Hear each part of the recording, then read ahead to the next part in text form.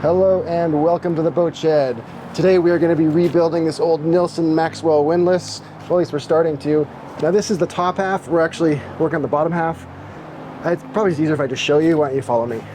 In case you're new here, my name is John and this boat is Antidote. Now I am not a pro boat builder. I'm an engineer and a sailor with the dream of fixing up this old boat to go sail around the world someday. And now we've got a lot of work to do first. The last few videos we've been working on some fiberglass parts, but today we are changing gears, quite literally, as we try to take on this old windlass. So let me show you what I mean. We are looking at the lower half of the original windlass that came up on the bow of Antidote all the way back in 1989 when she first set sail. It's a Nilsson V3000 12-volt electric windlass, and it still works pretty well. It looks like it's been a bit neglected though over the years. The paint definitely needs to be refreshed. This piece here that mounts to the underside of the deck is heavily corroded and needs to be replaced. So we're going to dive into this now, take a look around. We're going to get it all refreshed, painted, ready for another bunch of years of service. And we have a few improvements and some things along the way that should be fun, so stick around. Now this isn't really going to be a how-to video because this is sort of all mocked up. I actually have taken this thing apart a couple of times already. So, for example, that would not come out as easily if it was all properly put together. But let's get in here real quick and see how things look. One of the things that I noticed right away when I was taking this apart is that because of all the water that came in through that original flange, there's just a ton of pitting and corrosion in this area. And even inside of the seal bore, there's just the slightest amount of oxidization. So we are going to clean that up as best we can and hopefully restore that so we can get a good seal when we put the new oil seal back in. I'm also a bit intrigued that these bearing caps that are pushed into the case, some of them were just sealed with sort of a rubber sealant, so we're going to dig that out and then sandblast all this to put it back together. Interesting that that one actually had oil in behind it. The other ones seemed dry, but maybe that's because the seals had already failed. Looking at the other side and the little electric motor here that drives this whole thing, this is the Lucas 12-volt motor, and it's an interesting piece of machinery. We'll get it off here. This whole motor is just held in with these two screws that go all the way through, and then it should let go and leave the armature behind here. Yeah. So it's an interesting commutator on this one, how it's all at the bottom. That might be a common design. I'm used to them being on the sides, so I thought that was interesting. But like I said, it still works, but we're probably going to try to change that out, and I'll tell you why in a second. When I first opened up this windlass, as you start to crack it open, all the old grease spills out, and they don't really use a traditional gearbox oil like you might be used to. At least I wasn't used to it. It's a 00 NLGI grease, a flowable grease. Anyway, when it was pretty gross when we took it out. It had been in there for a while. The first time I opened this up, it was pretty difficult to get these two halves to separate. The bushing here, there's one on either side that locates the two halves together, one of them was pretty rusted in, so it was very hard to separate the two halves. But now, of course, it's a lot easier, and wouldn't you know, it's actually pretty nice and clean in here since we've already done a lot of that work. So now we can take a closer look at all the gearing here and assess what needs to be done. All the gears are in pretty good shape, and their positions are self-explanatory, and the wear and everything looks, you know, like predictable but acceptable. I can see where the gears have meshed, but there's definitely nothing too bad at any of these. That does start to change though when we get to this last final gear. It has been driven hard on that one side. This windlass was set up as to raise only, so you would free fall it and then you could pick it up with this box. And I can see that, yeah, only one side of the gear is worn. And what's interesting is that the gear that it meshes with looks really pretty good. Yeah, I'm not too worried about this side of the gear. It's just the final output one looks a little bit worn out. So we'll see if we can do something about that. One of the planned upgrades here is to install a new motor on this device. So apparently this flange that connects the motor and bolts it up is actually just glued on. So we are going to try to start removing that. It looks like it's the same sealant that was used around the different caps. So we're just going to score it lightly and then use some of that marine debond to try to get that to break loose, let it sit for a while.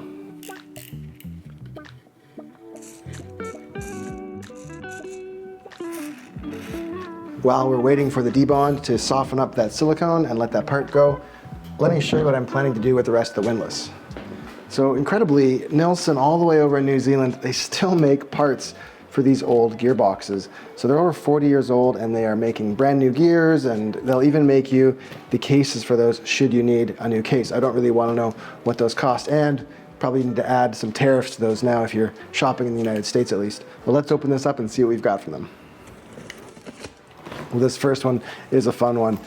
One of the big downsides of these old V3000 windlasses is that original Lucas starter motor. It's an adapted starter motor. They tend to have reliability issues. Ours works okay, but all the same.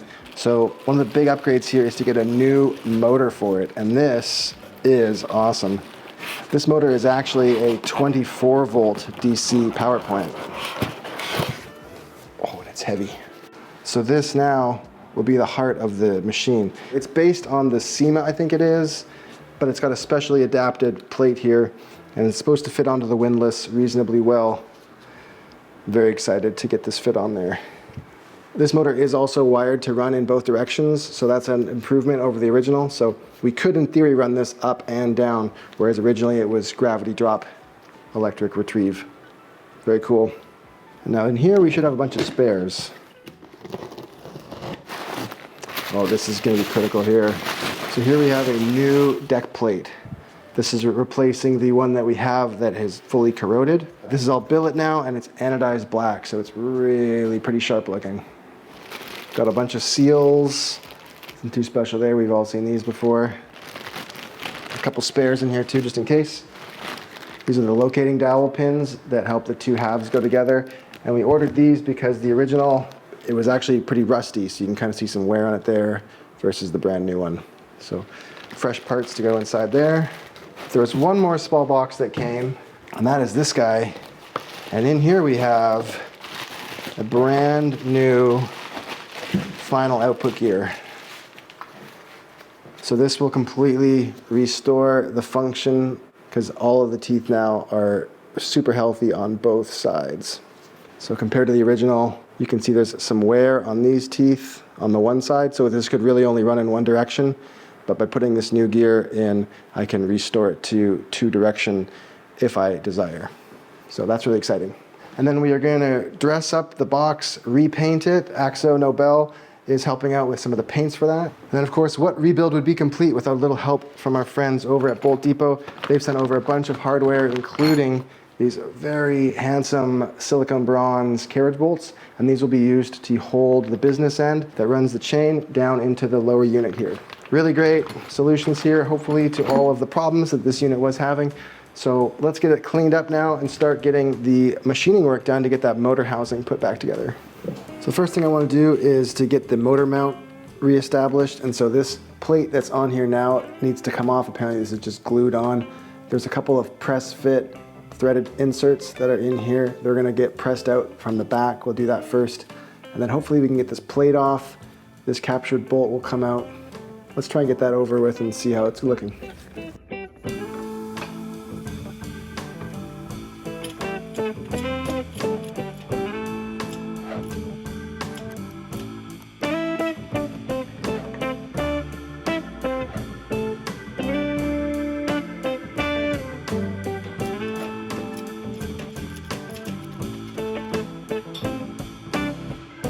With the little knurled fasteners now removed, we have this captive bolt here, and I'm wondering if I can push on this to help press the plate out a little bit. So let's see if we can get some movement on it.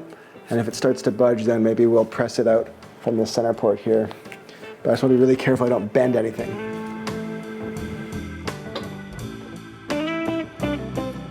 It looks like that's starting to move now, so I want to continue with this little brace here that I have that's going to hopefully support the part properly. And now we can push the whole thing out using a big socket right there on the center pin. And then this thing should be free.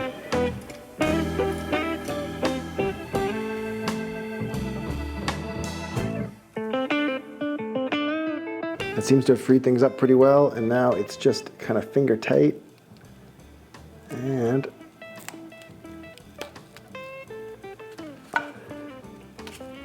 there we go. It's got it out.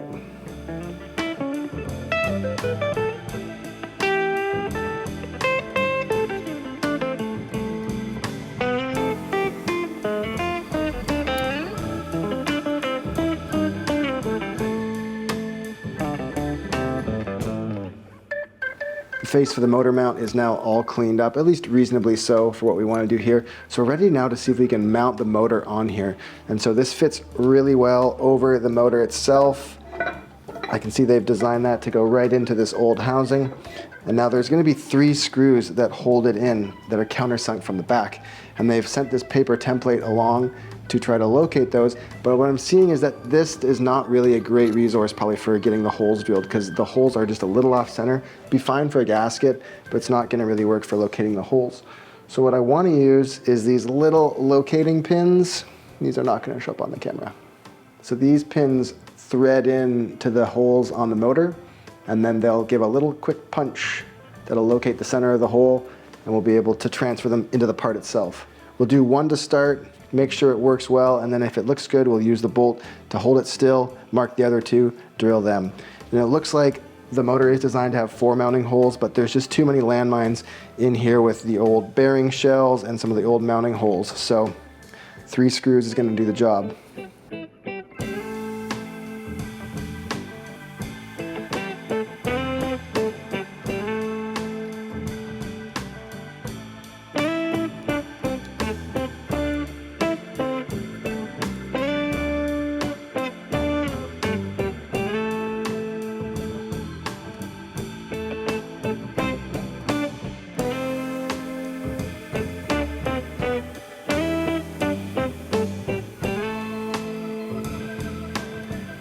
The drill press looks a little different today. We have the Rogue Fabrication 4-to-1 reduction installed. This is a really cool kit that lets me slow the drill way down. It's going to be good for some metalworking operations, although not really necessary for this one.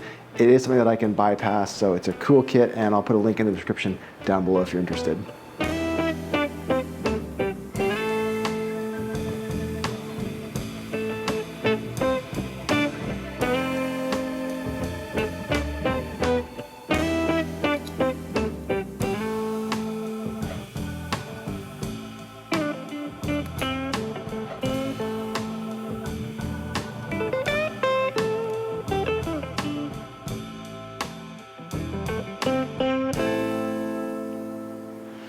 Well, that looks, dare I say, just about perfect. And I'm very happy to have the motor mount all set up now. The holes are countersunk, ready to go. So this seems like a great time to ask you now to hit that like button for me. It really does help with this video to get it spread out through the almighty algorithm. And if you haven't subscribed to the channel yet, why don't you go ahead and do that now too? Help us get to 1 million subscribers. Okay, let's talk now about the gears that are going to go back inside the box.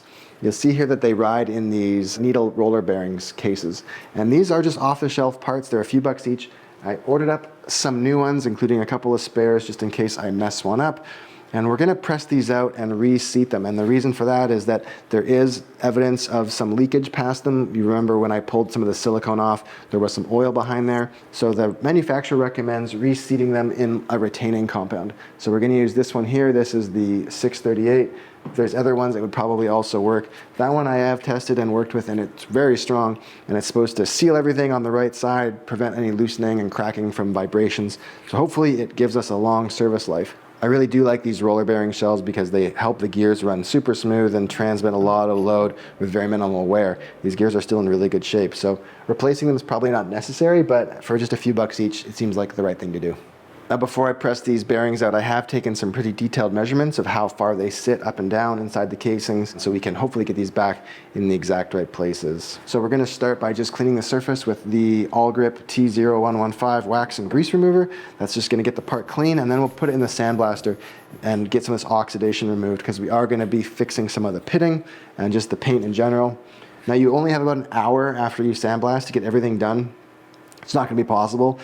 For you watching, it's probably going to be just like a couple of minutes, but for me, it's going to take a little longer. So we're going to probably do it in 2 stages. We'll blast it, fix the pitting, and then we'll do another secondary blast right before we paint.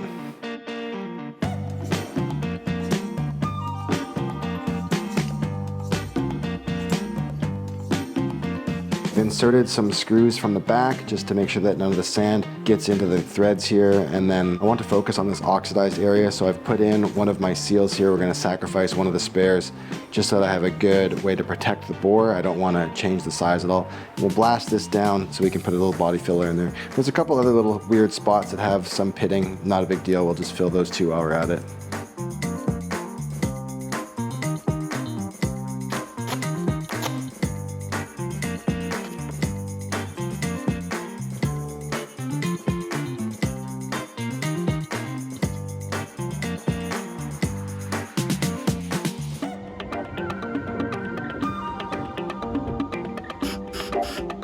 Let's say hi to a couple of the new Patreon crew members that really help keep this channel humming along. If you're interested in some behind-the-scenes updates and ad-free videos, then you can check out the Patreon link in the description down below. The folks whose names are appearing on the screen now go the extra mile to keep this channel moving, and I couldn't do it without you. Thanks all so much. Back to the video.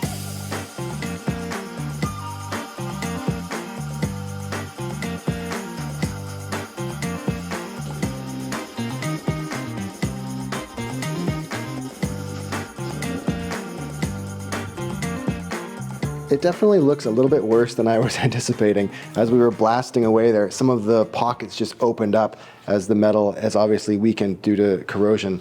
The problem here is that the old deck plate had a big recess in the bottom of it, so there was a place here where all that water could pool up and the salt was just living in there. Now the new part is flat on the bottom, so in theory, if we get it all sealed up nicely and installed, the water would have to kind of pool up the shaft and then drain out the hole. The worst case scenario is that, the case does eventually break and we could replace it with one from the company. We also have Gary out there in Texas who's done some machine work for us, and he's even offered to build a whole new case for this thing, which is awesome. Well, Gary, hopefully this time you're off the hook. I think we can get it to go. So we're gonna put some direct to alloy body filler on here just to fill that in so we can get some nice paint on there, smooth it off. Let's get going.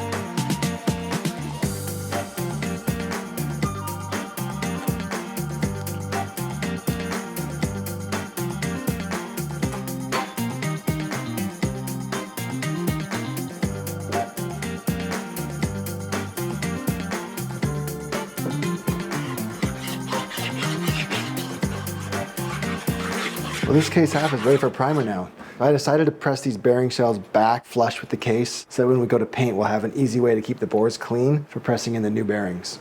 For the other case half, I decided to plug the holes that were abandoned by the old Lucas starter. I want to do something solid for this, so I laid down a little bit of duct tape to protect the surface that mounts the new starter. Then I blasted out these bores in the sandblaster. After that, I used a large countersink bit on the slow speed to open up the holes a bit so that the filler has a good profile to lock into. Now the old motor mounting plate served as a good release film support, so I put that on the one side and we filled these cavities with good old JB Weld. Now I was a little bit late getting back to this to cut it off clean with a knife, so we needed to file those down a bit. You'll notice here that these two bearing shells are back inside of the unit. I had pressed these out so I could clean up the inside of the bores. I want to do that now before I get the paint on there. For this, I used the white Scotch-Brite, which will not damage the metal or remove any material and change the shape of the bores. And so I just cut a little bit of that off, stuck it inside the hole, and then I mocked up this little drill bit modified power version, so I was able to bore those out or quickly clean out the bores. And then I put the bearing shells back in flush, just again for painting. So we're on the final stretch here. We're gonna mask this off where the motor is gonna go, so we have a nice clean surface for the gasket to go back onto. And then we'll clean it up, blast this, and then we're gonna prime it.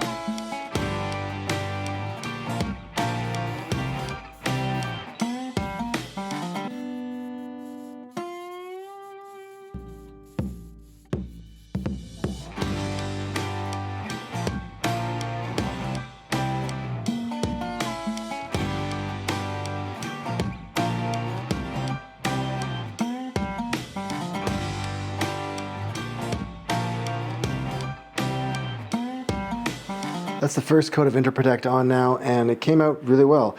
Thinning it to that 15% really helped it flow through that gun, and it actually laid down very nicely. Now, if you've ever done any painting, you've probably experienced this before where everything looks good and then you see a lot of imperfections once you get the first layer of paint down. It's like that with drywall and other things. I didn't do a full coverage on the body filler to try to get this part nice and smooth, and there are quite a few little pinholes and even some bigger kind of voids that I didn't really notice at first, and I think it's going to be in our best interest to fix those now, just so that the part is nice and smooth. It's just going to help make sure there's nowhere for water to get in and sort of take a hold and start attacking the coating. So I've been given the blessing to use that body filler again over the Interprotect to get a nice intermediate fair, and then we'll do our subsequent coats. Here we go.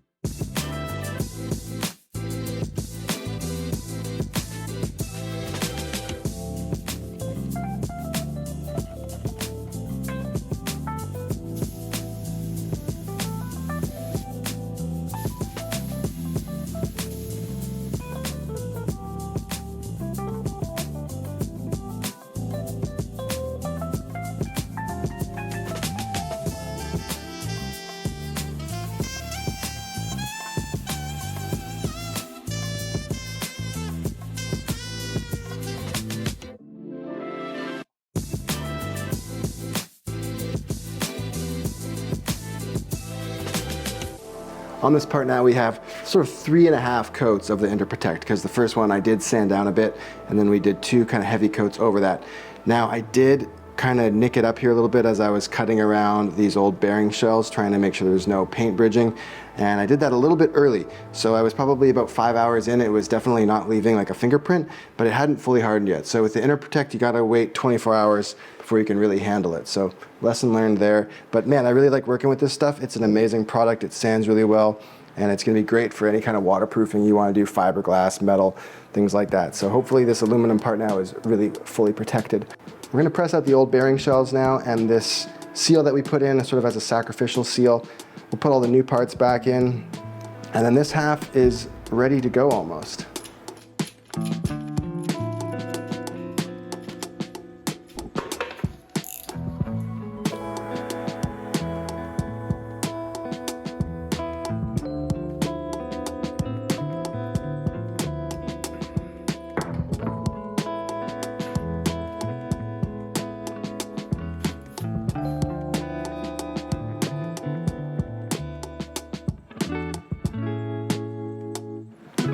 And we have the lower shell now prepared in the same way, so we're ready to start pressing in these bearings. And with the retaining compound, it does apparently set up rather quickly once you start pressing the parts in, so we want to get these driven home rather quickly. I've made up these different shims and spacers that are all set to the correct depth, so I should be able to put the part on, press it down until it bottoms out, and we should be in the right spot. Let's see how this goes.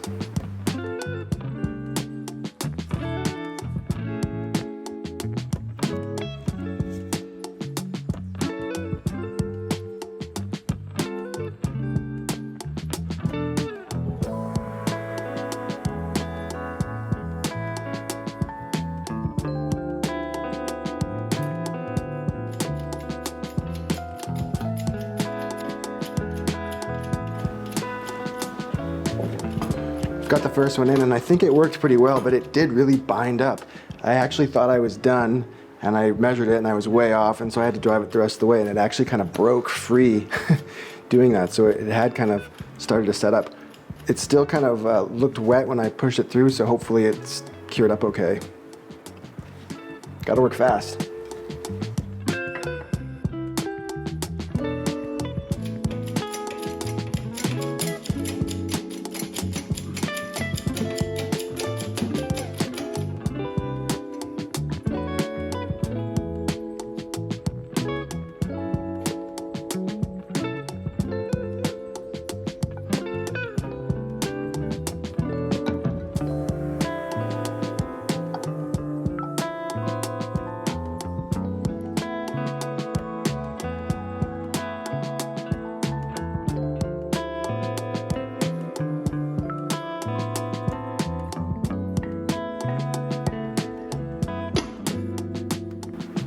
All 6 bearing shells are now fully installed. We've checked the clearances, made sure that the gears are not bottoming out. There's just enough play in all of them that I think it's gonna run nice and smooth.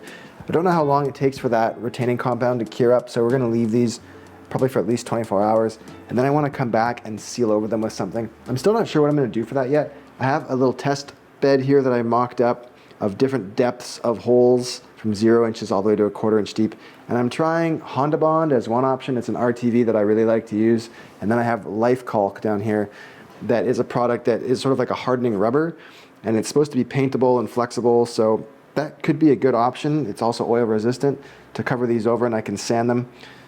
We'll see. It takes a long time for this stuff to dry, the Life Caulk. So this has been up here for about 3 days, and the smear that is almost 0 inches is still not completely dry. So it'll take a while if we decide to use that, but I want to test paint compatibility first with either of these. I don't suspect that anything's going to bond very well to the RTV, so that might be a no-go. But we're going to see how it goes. Let's head inside now to catch up with my better half. Hey, it's Bridget. Hi. Hi, everyone. Hi. So, Bridget, the reason I asked you here is that in the last video, I set up this giveaway to send some things to some of the viewers of the channel based on guessing the number of screws that are in the deck of Antidote, or that were in the deck. Okay, that's going to be a lot. It's quite a few. So what I want you to do is you're going to drop your finger down here on all the comments. We've got them all loaded up, and you're going to pick some winners. Oh, okay. I'm the picker. You're the picker. And I'm the Vanna White. Yeah, there you go. Okay, so we'll do the Interlux hat and the PYI floor anchors. Okay, and... Stop. You landed on Peter Frankfurt, who guessed 6,000 screws. That's a lot of screws. So, Peter, this is going to come your way, and we'll tell you about how that works in just a second. Yay, Peter. Yay. Next one up, we have the All Grip hat with the Seaview multi-cable gland. Awesome. And this one will go to... Okay, stop. Cal's 4200, who guessed 2,500 screws. All right. Next up, let's do one of these Bolt Depot. Oh, this is heavy. Yeah, it's full of stainless steel. 316 stainless assortment kit. Awesome. So that will go to... Okay, stop. Jay Vaser, who guessed 1,313 screws. Okay, lots of different guesses. Yeah, lots. They're all over the place. Now, I thought also, though, let's do a giveaway for the people that guessed the closest amount. Okay. There were 1,267 screws in the deck. That's a lot? That's a lot. That took a long time? It did take a while. To get out? Yeah. So the closest guess is David Drake, 4039, who guessed 1,258 screws. Okay, 9 away. 9 away, and we're doing the Price is Right rules. Okay, which is like he gets both showdown showcases. That's like close enough. Okay, don't get too excited. Okay. But we are going to send you a Bolt Depot stainless kit, so that's really cool. And then that's got to really hurt for Gidge34, who guessed 1,256 screws, only 2 away. 2 less than David. 2 less than David. Okay. So what do you think?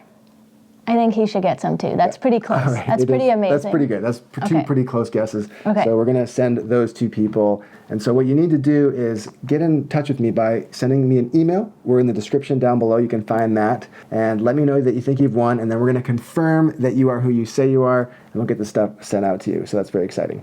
Well, if you're new to the channel and you'd like to get caught up from the very beginning of the Refit series, there is a playlist popping up for you right over top of Bridget's head. It's covering me up. It is. And if you'd like to subscribe to this channel for more of these videos, that'd be great. And there's a button popping up right here. See y'all next time. Be actually changing gears a bit today. Oh, this is so heavy. Sorry, Doc.